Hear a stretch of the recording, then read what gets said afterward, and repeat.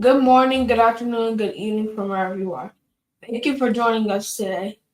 Today we'll be talking about how God speaks to Moses through a fire.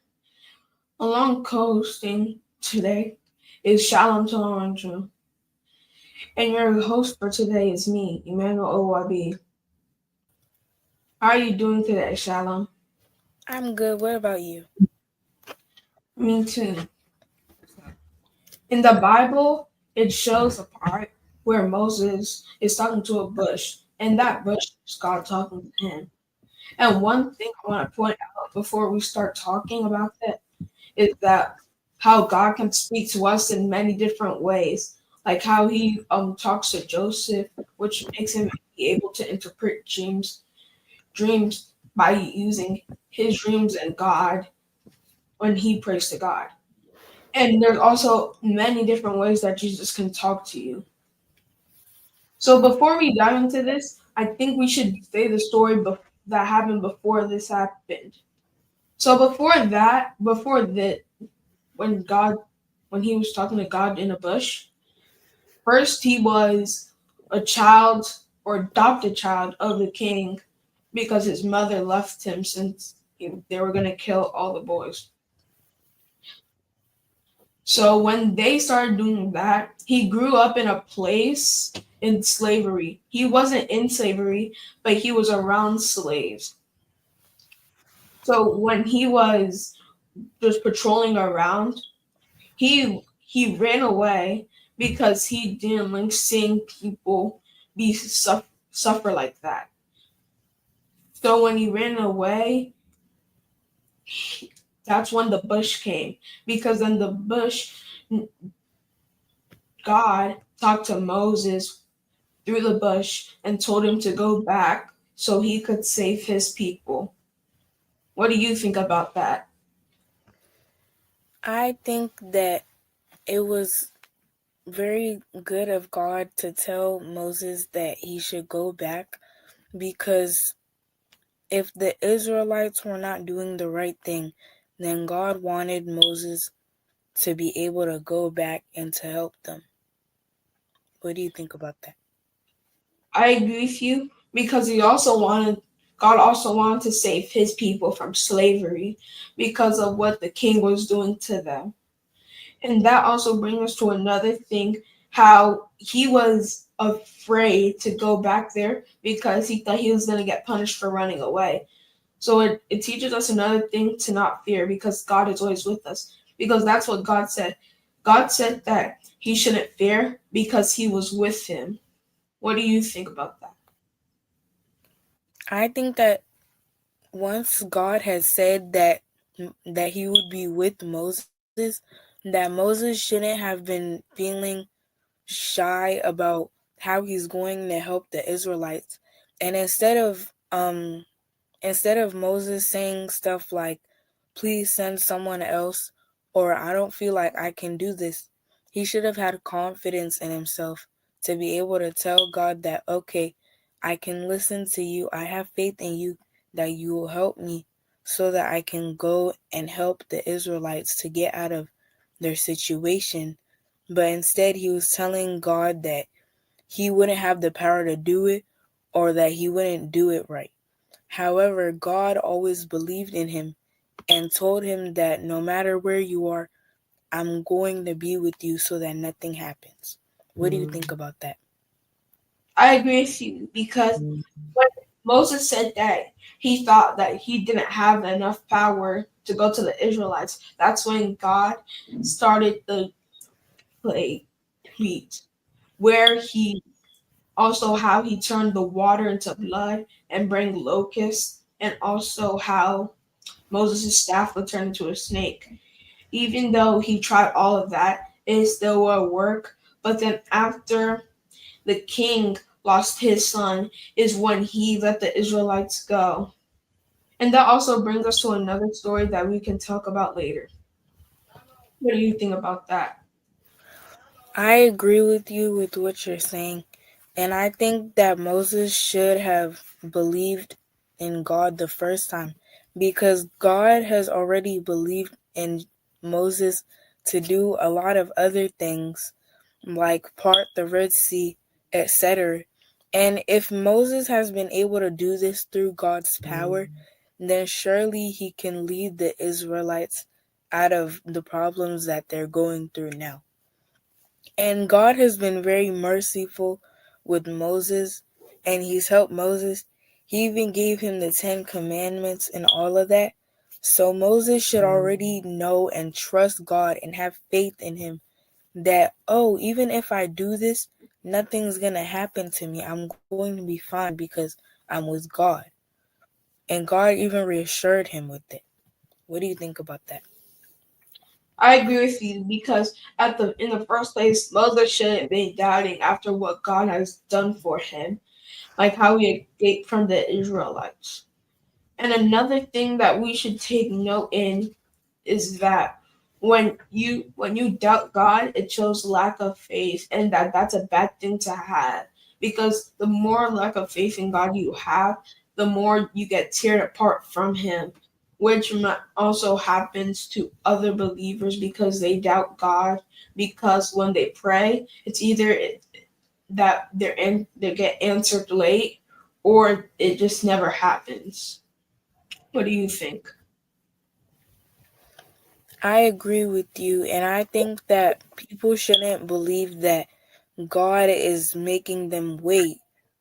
But at the same time, He is, but He's not doing it for a bad purpose. It's because it's in His will.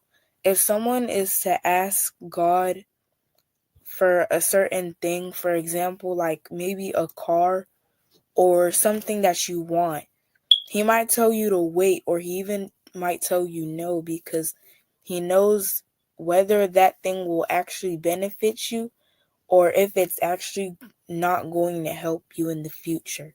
So God is really just making us, He's building up patience for us so that we can know to wait because we're still waiting now for Jesus to come. What do you think about that? I agree with you because most people would think it's unreasonable to ask for a car when you're little because you won't even be able to drive or have a driver's license, which is one of the reasons that your answers don't be prayed immediately because sometimes it's things you don't need right now and that he would give you in the future. So I also think that after Moses freed the Israelites, after everything he and God did, that's what brings us to the other story which you talked about earlier, the parting the Red Sea. Because after that, the king sent soldiers to capture them back. So God helps Moses again, and then he helped them get away from them by parting the Red Sea with his staff, which also means that God will perform miracles for people who are in need unless you if you have faith in him. So if you doubt God and you think he's not going to do it, he probably won't because of what you're thinking. What do you think? I agree with you on how we should have faith in God because without faith, it just means that we're just saying that, oh, God, just give me this. Even though at the same time, inside of you, you're like, oh, He's not actually going to give this to me.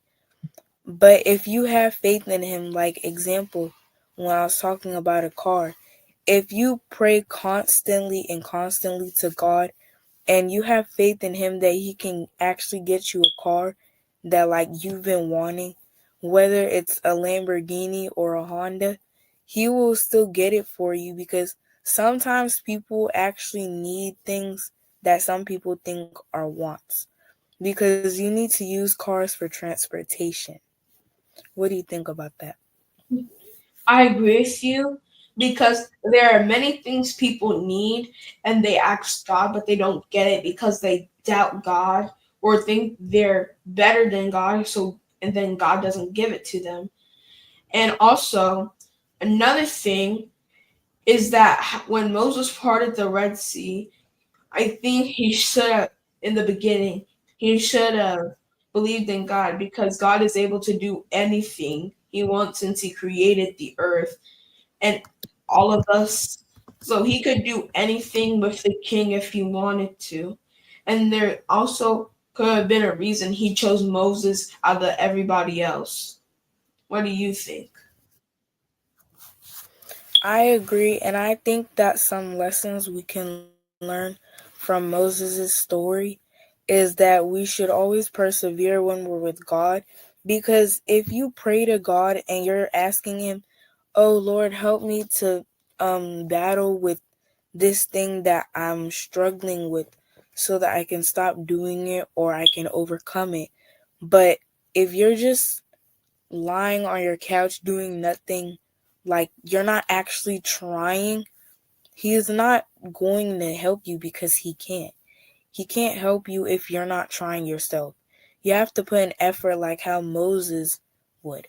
And you also have to have leadership because Moses had he at first he didn't think that he had leadership when he was leading the Israelites, but God told him that he would be there so Moses would be able to lead them to the right path. What do you think about that? I agree with you because when you're talking about you can't be lying around and then praying to God that you want something just because you want it.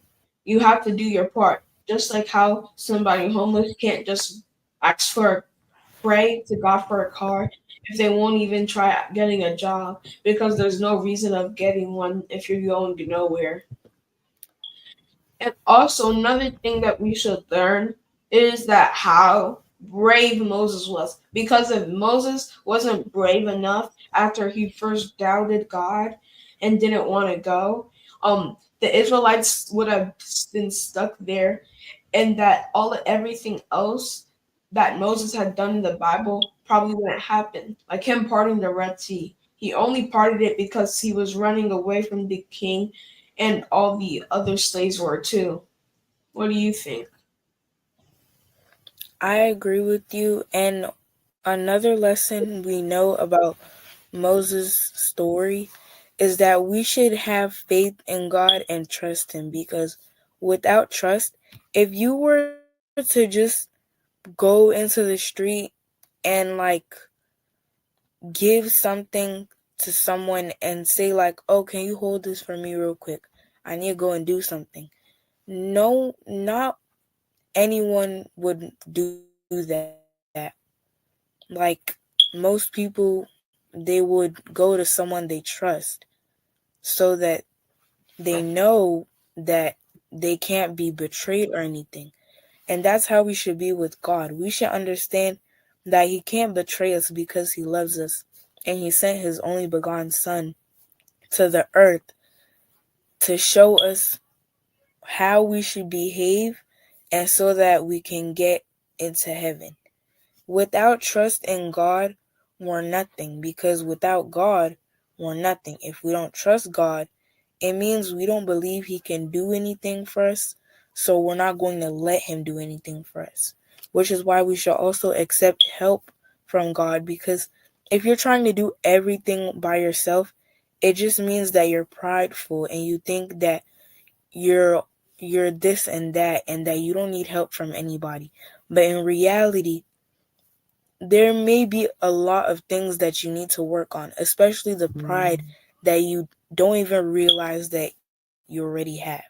What do you think about that?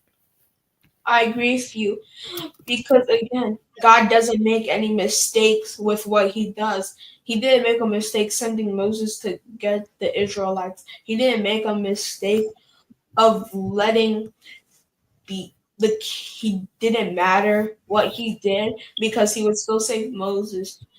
Like Moses could didn't even have to part the Red Sea, but God told him to because God will save him in any situation he's in when he has faith and trust in him.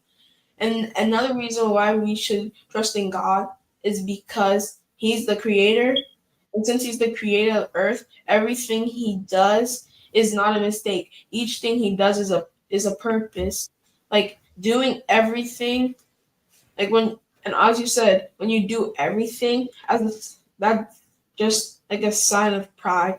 Just like how praying and praying isn't is a side of pride too. Because when you don't pray, you think you can do everything by yourself. What do you think? I agree with you, and I think that we've covered most of everything that we could learn from Moses' story about how we should have faith in God, we should trust Him, we shouldn't let anything get in our way, and we should also have confidence in ourselves because with God we can do anything that we put our minds to when we have perseverance. What do you think about that? So before we wrap up, another thing I would like to say, going along with what you said, is perseverance. It's like perseverance is like doing it with confidence, like never giving up. Because if Moses gave up when he was trying to persuade the king to free the Israelites, he probably would have never got it because it took him multiple tries to let him free them. I think that's all we have for today. Anything else you want to say before we wrap up? No. Thank you all for watching us today. Light up. Today we have briefly discussed of how God talked to Moses with the fire. Please don't forget to like, subscribe, follow, and share. Thank you for joining us today. Bye.